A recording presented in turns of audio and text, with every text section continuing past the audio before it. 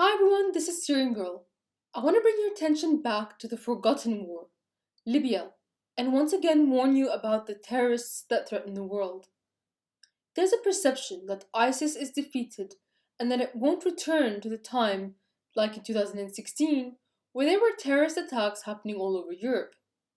But the truth is, instead of being defeated, many of them have just been morphed into something else. Turkey's President Erdogan is using them as a foreign legion, a mercenary army. In 2011, NATO allowed Al Qaeda to take over Libya, which also led to the rise of ISIS. In fact, the Arab Spring had this result across the Middle East. And after Gaddafi's fall, many of those terrorists from Libya and other parts of North Africa were transferred into Syria through the Turkish border to fight against the Syrian government. We all remember when ISIS fighters were openly riding the Istanbul metro. هسه كانت تشتغل؟ اريد تشتغل على توعدني شو فيك؟ 5 ايام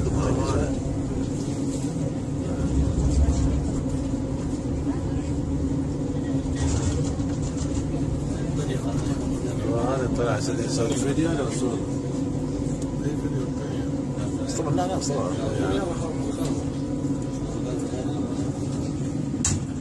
Beyazıt Kapalı Çarşı, Beyazıt Grand Bazar.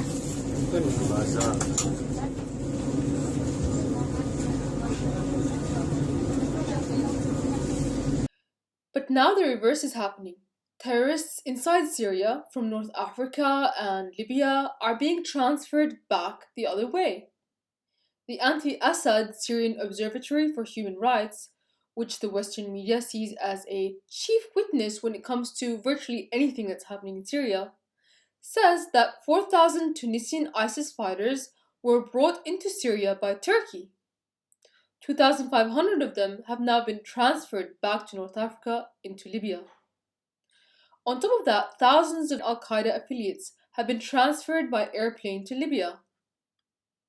Both are now acting as Erdogan's mercenary army of terrorists. Erdogan sees himself as the Sultan of a neo-Ottoman empire. He sees this foreign legion of terrorists as a tool of Turkish expansionism into North Africa.